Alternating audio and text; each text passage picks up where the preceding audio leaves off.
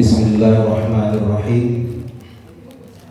Assalamualaikum warahmatullahi wabarakatuh.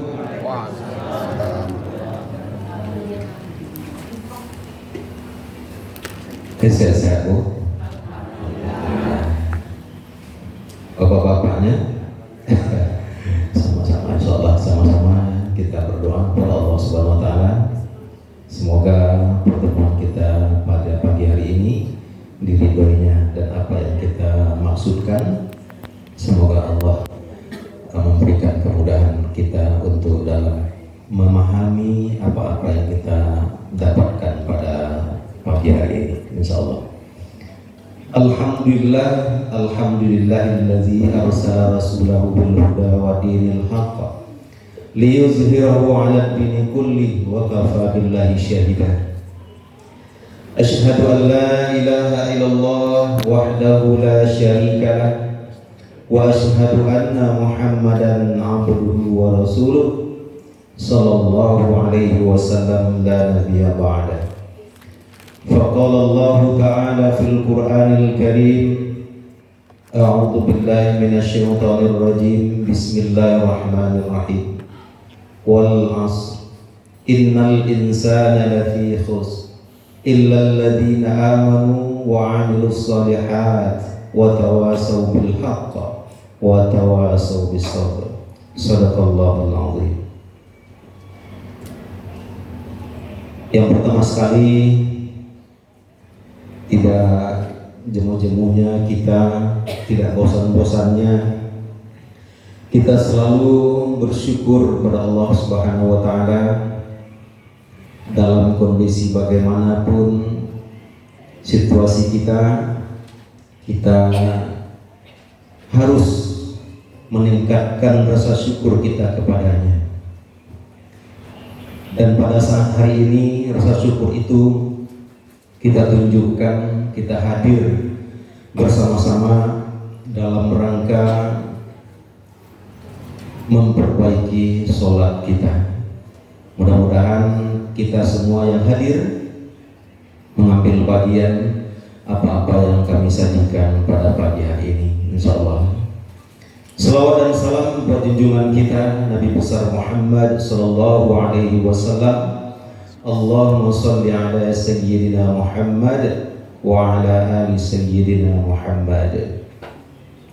Untuk Rasulullah tentu ada porsi yang kita khususkan kepada beliau, karena manusia yang satu-satunya yang mampu, ya Bapak dan Ibu, memberikan syafaat untuk umatnya nanti di hari kiamat nanti.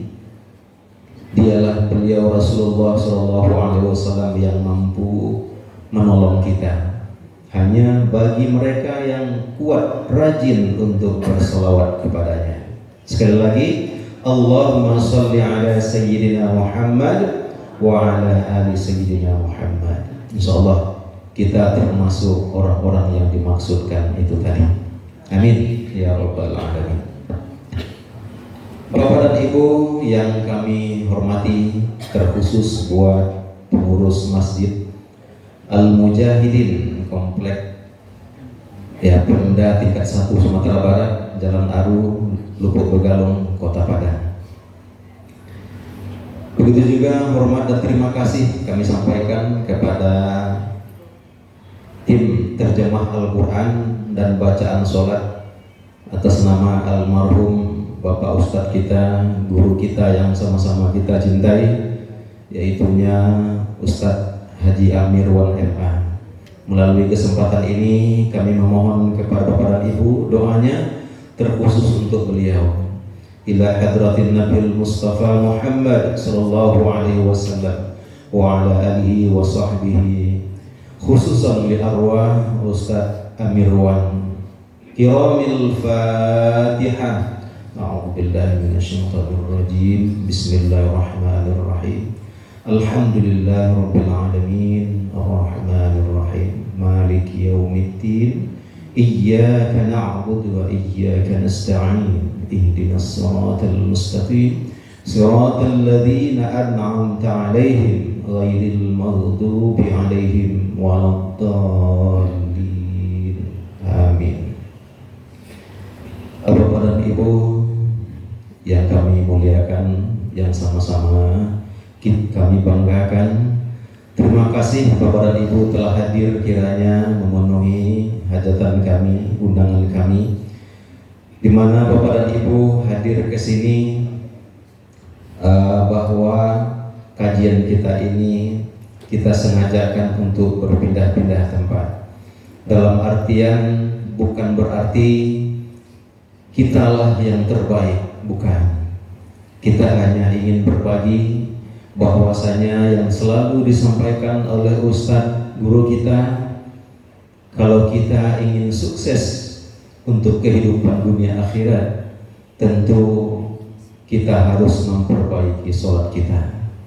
Silakan kita kejar keduniaan kita, silakan kita raih keilmuan kita setinggi-tingginya. Namun ingat, satu ini tentang sholat, inilah yang akan mampu membimbing kita, membawa kita ke surganya Allah Subhanahu wa Ta'ala. Yakin bapak-bapak, ibu-ibu tuh? Tidak yakin mau datangnya boleh? Ya bu?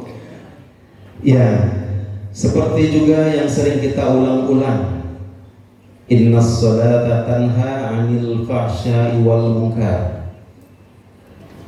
Ini ayat sudah sering kita dengar. Sungguhlah pasti sholat itu akan mampu mencegah diri kita dari perbuatan keji dan mungkar. Kalau kita renung-renungkan ya Bu ya, sungguhlah sangat luar biasa ayat yang satu ini. Tapi apakah diri kita sudah tercegah dari perbuatan itu? Banyak macamnya. Bapak dan Ibu ya, bahwasanya yang keji dan mungkar ini bisa datangnya dari diri kita, bisa datangnya dari orang lain, bisa datangnya dari lingkungan kita. Asalkan perbuatan itu yang mengandung dosa, yang mengarahkan kita ke neraka. Surga itu adalah modal pertama untuk ke neraka. Seperti yang sering disampaikan oleh Ustadz kita, ujung-ujungnya kita ini, kata Ustadz ya, kita kesemuanya ini pilihan kita cuma hanya 3. Apa itu? Yang pertama, masuk surga. Masuk surga tanpa singgah dulu ke neraka katanya. Yang kedua, dia masuk surga juga tapi singgah dulu ke neraka. Yang ketiga, masuk neraka kekal selama-lamanya di sana. Nah, kita menginginkan arahnya kemana? Masuk surga? Apa singgah dulu di neraka? Tidak. Sementara modal kita untuk masuk surga itu ada 2. Apa itu? Pertama, iman. Itu harus ada namanya tiket kita itu iman ya. Orang sholat itu karena dia beriman ya Bu ya. Iya Bu. Orang sholat itu karena dia beriman. Tanpa ada iman dia tidak akan melaksanakan sholat. Begitu Pak ya. Nah, modal yang pertama untuk masuk surga itu harus ada iman. Yang kedua, amal soleh. Apa itu amal soleh? Kalau iman saya yakin sudah tahu kita semua ya. Amal soleh itu apa? Ya, perbuatan yang baik. Apalagi Bu? Apa Bu? Sedekah. Ya, apapun bentuk perbuatan yang baik, apakah dia itu wajib maupun sunnah, itu adalah amal soleh yang akan membimbing kita, mengarahkan diri kita ke surganya Allah.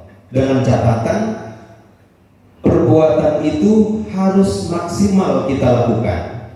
Ini yang sering kita lalai ya Bapak dan Ibu. Harus maksimal. Apapun yang kita lakukan, katakanlah dulu kita sebagai karyawan swasta, pekerjaan kita itu bisa jadi amal soleh kalau kita sandarkan kepada Allah. Itu akan jadi nilai ibadah. Walaupun kita bekerja di luar sana, tidak ada sangkut pautnya dengan ibadah kita di masjid, tapi karena kita sandarkan kepada Allah, kita mencari nafkah, ya Bapak-bapak ya, itu dikatakan juga amal soleh, menjadi ibadah. Kita laksanakan maksimal, sebaik mungkin kita lakukan. Begitu juga dengan ibadah-ibadah lainnya.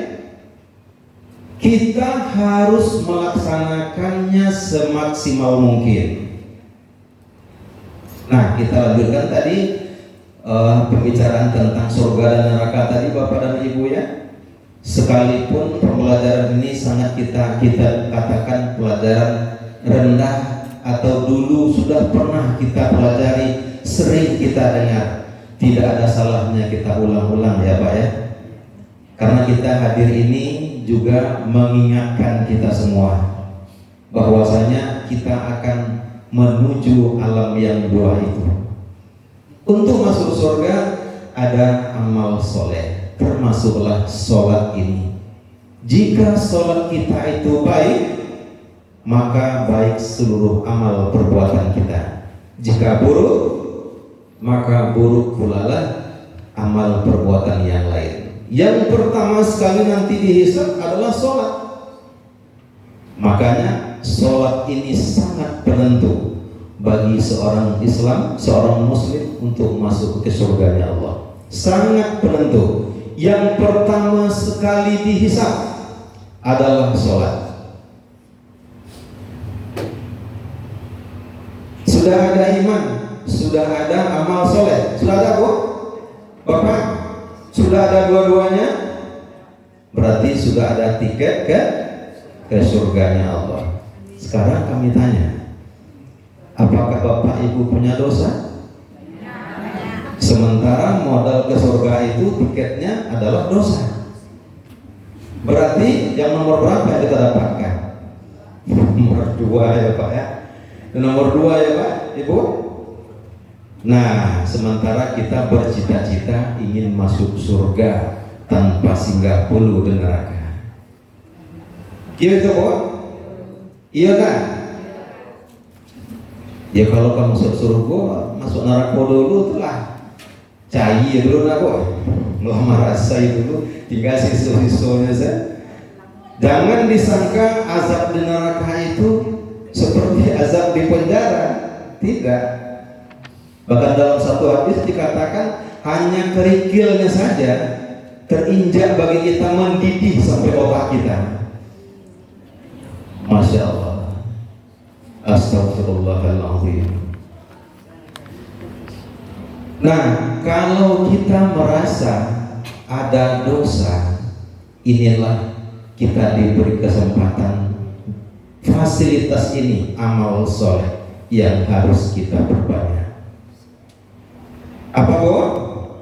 Amal soleh inilah yang harus kita perbanyak. Bagaimana dosa-dosa itu akan terhapus, terkikis dengan sendirinya. Salah satu di antaranya adalah sholat, penghapus dosa. Bukankah dalam sholat kita selalu minta ampun? Rabbi ufirli warhamni wajburni warfa'ni warzuqni wahdini wa'afini wa'fu anni. Nah Bapak dan Ibu, sungguh pun sekali kami ulang ya, sungguh pun pelajaran kita ini adalah pelajaran kita waktu kecil dulu, waktu remaja dulu, atau katakanlah waktu SD dulu. Tidak ada salahnya kita ulang-ulang kembali. Karena ini adalah yang sangat menentukan kehidupan kita nanti. Lah yakin ke mati Ibu? Sama nanya kita cari adalah sudah-sudah apa-apa kita, orang-orang tua kita, kakek-kakek kita masih ada sampai kini? Enggak. Itu menandakan setiap yang bernyawa itu akan pasti arahnya ke sana. Atau ada di antara kita di sini yang merasa hidupnya 1000 tahun lagi? Ada kok? Nah, kalau indah mulai dari kini kita kurang-kurangi dosa kita. Bahasanya salah satu di antaranya kita harus memperbaiki sholat. Jangankan masuk ke tubuh sholatnya itu, melangkah saja kita pergi ke masjid, ya Pak, melangkah saja itu digugurkan dosa kita. Tapi dengan niat catatan sholatnya tadi itu bukan karena tetangga, bukan karena mertua, bukan karena apa lagi ya, atasan, atau bukan karena pengurus masjid. Sakan awak apa itu ketua gini mah baik awak rame-rame ke musadi. Nggak mungkin Pak Ketua saya sama pengurus yang lainnya berjamaah. Kami musadi Pak sholat berjamaahnya Pak. Insyaallah, alhamdulillah, mudah-mudahan. Nah, di setiap langkah kita itu akan mengangkat derajat kita, di samping menggugurkan dosa-dosa kita. Banyak lain hal yang bisa kita lakukan, amal soleh itu yang bisa menggugurkan dosa. Tapi ingat satu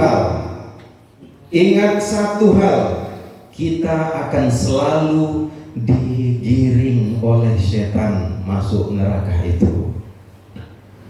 Ada juga di balik itu penghapus dosa tadi, ada juga di balik itu penghapus pahala. Hati-hati ya Bapak dan Ibu. Pernah ikut bergosip? Pernah mempekecehan kawan? Nah, itu penghapus dosa. Hati-hati, jangankan dosa yang akan terhapus, malah pahala kita yang terkikis. Masya Allah. Makanya kita harus cerdas dalam melaksanakan amal soleh itu. Bapak dan Ibu, seperti yang sering kami sampaikan, bahwa kalau ingin memperbaiki sholat, sholat kita, ya dalam Al-Quran itu selalu kita membacanya aqimis sholat, tegakkanlah sholat. Sebelum kalimat aqimis sholat ada keterangan-keterangannya yang menunjukkan kita diperintah melaksanakan sholat seperti ini. Salah satu di antaranya itu dalam surat Al-Ankabut ayat 45 yang sudah sering kita ulang-ulang. Kalau nggak ada pede telah keterlaluan mah. Apa maksud ayat tadi itu? A'udzu billahi minasyaitonir rajim. Bismillahirrahmanirrahim.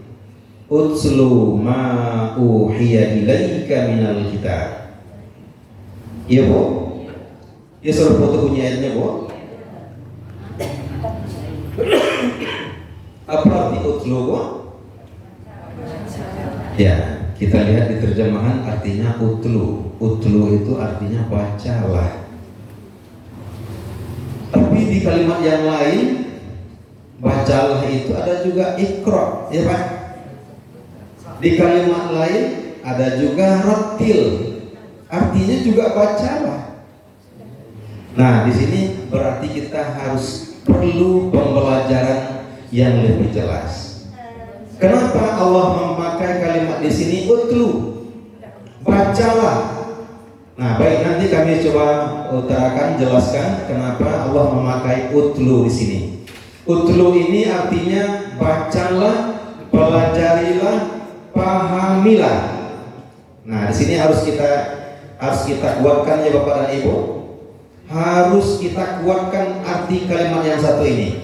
Bacalah, pelajarilah, pahamilah ma uhiya ilaika minal kitab, apa-apa yang telah diwahyukan kepada Nabi Muhammad itu melalui Al-Quran, termasuklah di situ bacaan sholat kita. Karena di seluruh perkataan, perbuatan dan takrir Nabi dan wahyu yang diterimanya itu, kita meyakini bahwasanya datangnya dari Allah. Satu-satunya manusia yang paling suci di atas dunia, ya Bapak dan Ibu ya, Nabi Muhammad itu di setiap gerak-geriknya itu bukan kehendak nafsu pribadinya, itu adalah Allah yang menuntunnya langsung. Makanya apapun yang dikatakan, apapun yang dilakukan oleh Nabi Muhammad itu adalah merupakan sunnahnya.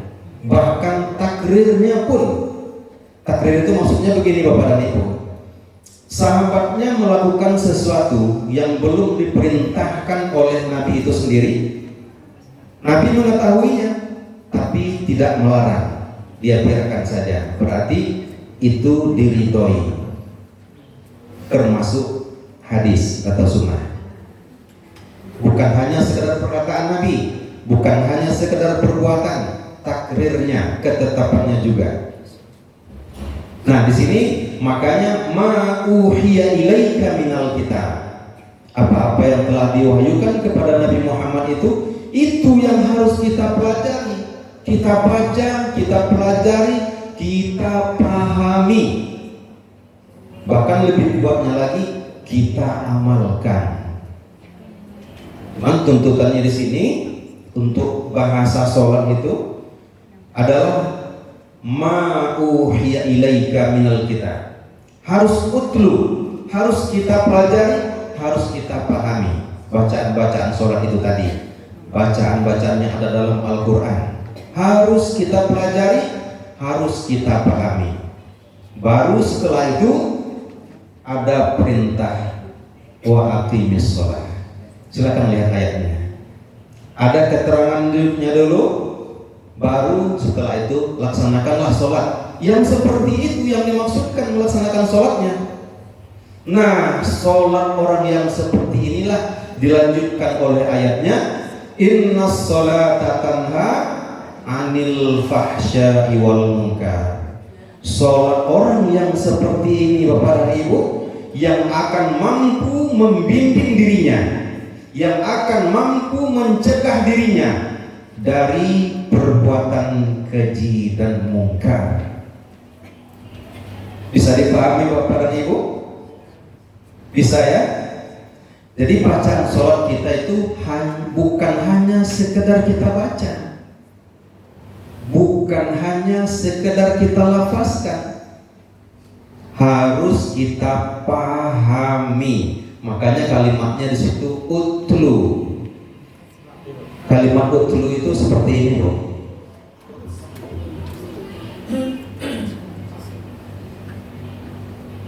Ya,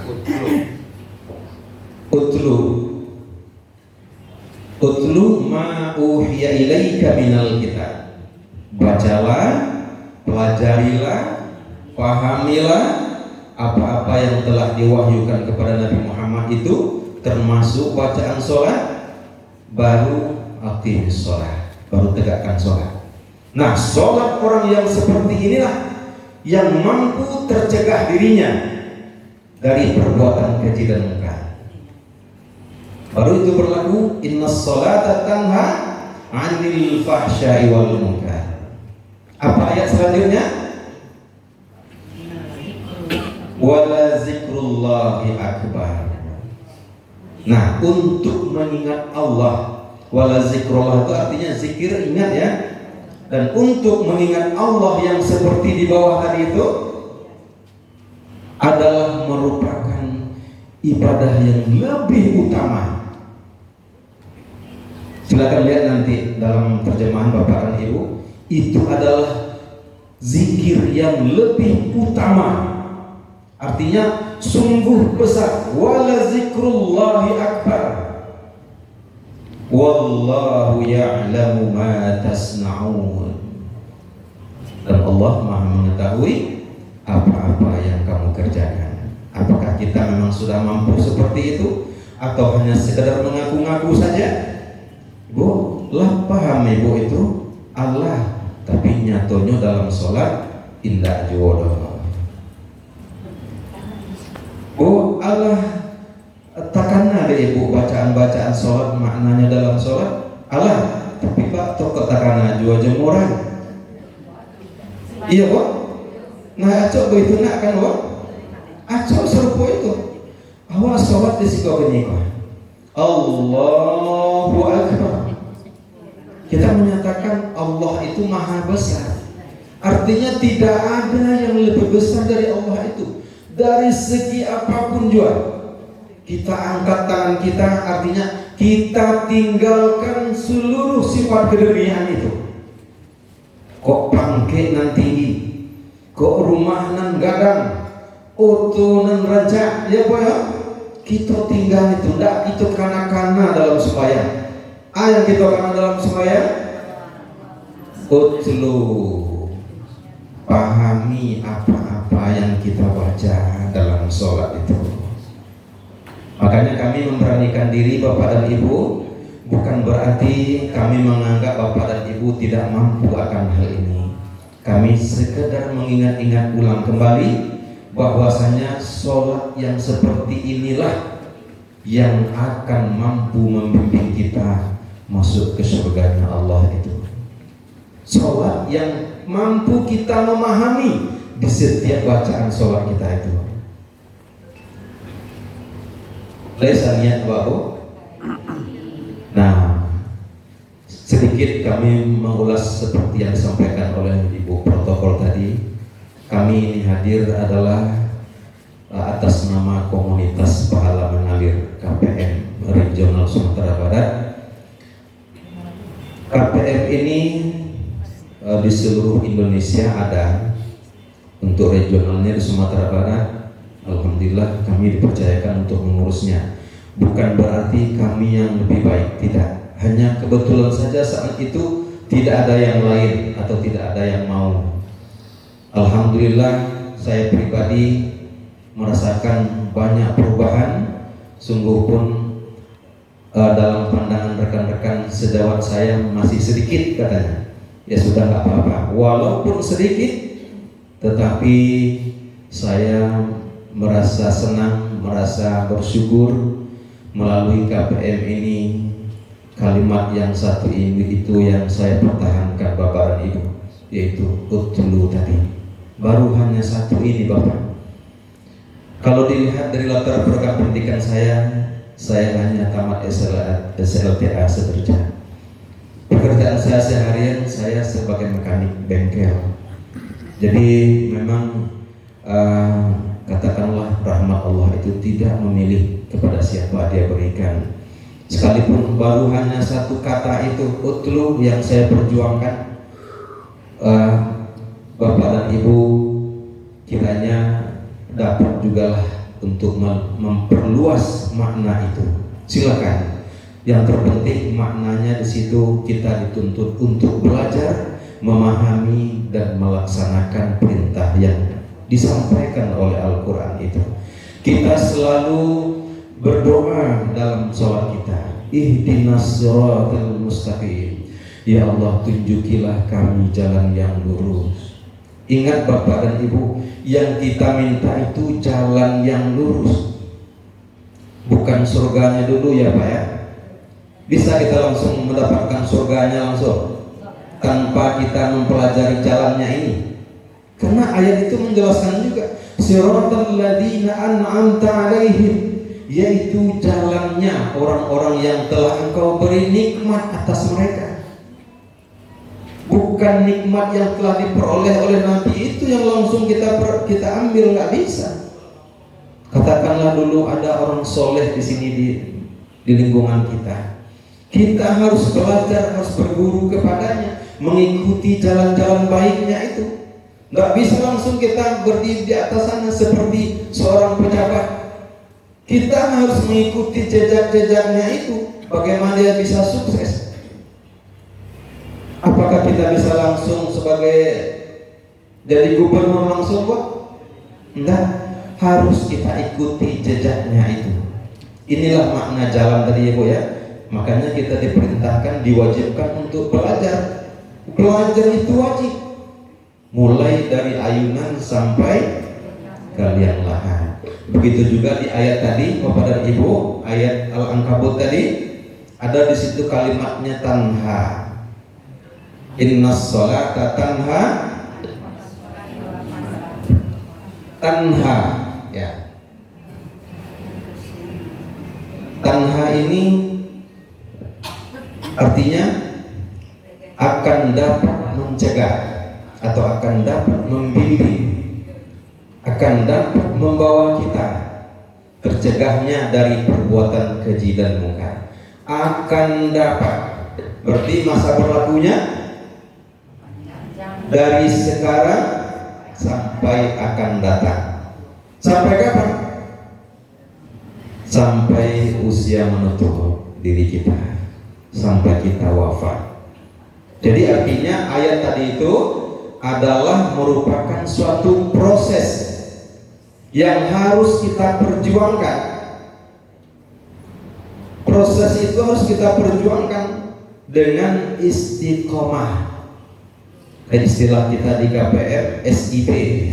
SIP itu sabar, istiqomah, bersemangat selalu.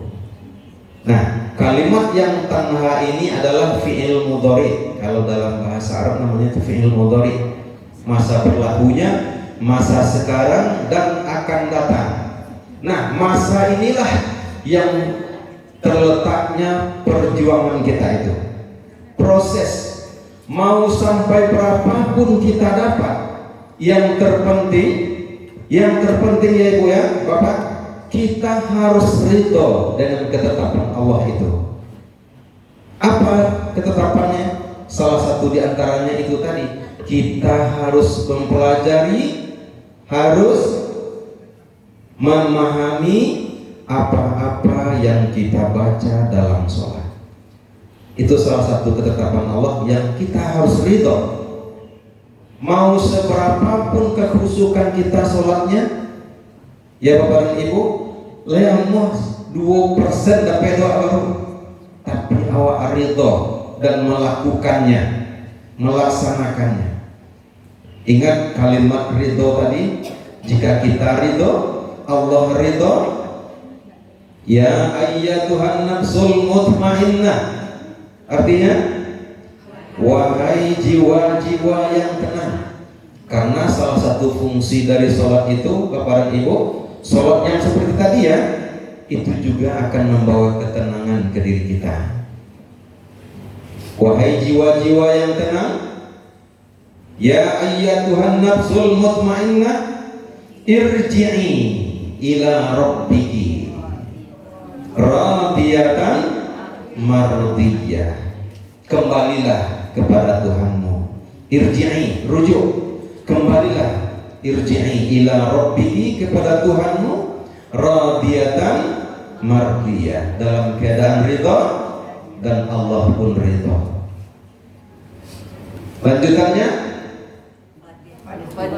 fadkhuli fi ibadi, maka masuklah ke dalam golongan hamba-hambaku yang seperti itu. Apakah kita termasuk? Insya Allah. Kalau jika kita masuk di sana, lanjutan ayatnya, wadkhuli jannati. Masya Allah Bapak dan Ibu, masuklah ke dalam surgaku. Kita boleh bercita-cita seperti itu masuk surga. Kenapa tidak? Kita memang diperintahkan untuk memperjuangkan itu semua. Nah, kami di KPM bukan berarti kami berambisi untuk merangkul Bapak dan Ibu harus ikut kami, juga tidak. Banyak sumber ilmu pembelajaran ini, silahkan digali. Cuman kami hanya ingin mengarahkan, inilah dia jalannya yang kita minta setiap saat itu. Ihdinas siratal mustaqim, tunjukilah kami jalan yang lurus. Bahkan di ayat yang lain mengatakan, Jalan yang lurus itu Bapak dan Ibu ya, adalah apabila kita berpegang teguh kepada Al-Quran ya Bapak dan Ibu ya. Apabila kita berpegang teguh kepada Al-Quran, maka sesungguhnya kita telah diberikan petunjuk untuk itu. Karena Al-Quran itu adalah petunjuk. Al-Quran itu adalah panutan kita, kurikulum kehidupan kita. Kenapa kita tidak mau mempelajarinya? Nah, di sini khusus untuk abdah adalah pembadahannya di sini. Abdah ini khusus pembelajarannya mengartikan bacaan sholat, mengartikan Al-Quran, mulai dari perkataan. Jadi kita memahami Al-Quran itu tidak seperti yang kita baca dalam tafsir Al-Quran saja. Kita tahu arti dasarnya, sehingga apabila ayat itu kita bawakan dalam sholat, kita mampu memahaminya. Karena kita membawakannya di situ perkata. Maijo kecurang dulu, Bo. Ya, Bo. Ini Budi. Ya, Bo, kita kan, Bo. Nah, sebetulnya belajar nawak ini, Bo. Iya, Bo. Sungguh pun seperti itu, saya sangat merasa bangga sekali. Inilah yang saya cari selama ini. Mudah-mudahan kita satu niat. Ya Bapak dan Ibu, sungguh pun banyak yang ingin saya sampaikan, tapi ada pembelajaran kita yang khusus kami bawakan ke sini adalah tentang mempelajari bacaan sholat itu berkata. Jadi kalau selama ini kita hanya sholatnya hanya sekedar membawakan gerakan badannya saja, apa itu? Mulai berdiri tegak, takbiratul ihram, ruku, sujud, duduk antara dua sujud, salam, selesai. Kita ikuti dengan bacaan. Bacaan kita baca mulai dari doa iftitah sampai salam. Kita membaca Al-Fatihah seperti tadi. Ihdinas shiratal mustaqim, tunjuki kami jalan yang lurus. Sementara pikiran kita ke mana-mana, bukan ke makna-makna. Kalau kita di KPM dianjurkan, diperintahkan ya, harus ke makna-makna. Karena mengingat Allah melalui dalam sholat itu dibimbing melalui perkataan makna-makna tadi. Karena semua itu adalah wahyu Allah. Makanya kita merasa berdialog langsung dengannya. Namun di samping itu juga kita harus banyak mempelajari yang lain, seperti kita juga harus kenal dengan Allah itu, ya Pak. Nah di KPM juga kita diajarkan mengenal Allah, ma'rifatullah namanya, bahwasanya innani anallah la ilaha illa ana fa'budni. Nah, kata Allah di sana, sesungguhnya aku ini adalah Allah, kata Allah. Tidak ada Tuhan selain aku. Maka fa'budni, maka sembahlah aku, kata Allah. Bagaimana caranya? Wa aqimis shalat li dzikri. Sama tadi wa aqimis shalat juga harus kita pahami di setiap bacaan kalau kita. Perintah sholat di sini juga aqimis shalat li dzikri. Kita harus mengenal Allah. Nah, di lain kesempatan kita akan mendapatkan pembelajaran ini dari guru kita yang lainnya nanti, insyaallah. Untuk pada pagi hari ini kami cukupkan. Terlebih dan kurang kami mohon maaf. Wabillahi taufiq wal hidayah. Wassalamualaikum warahmatullahi wabarakatuh.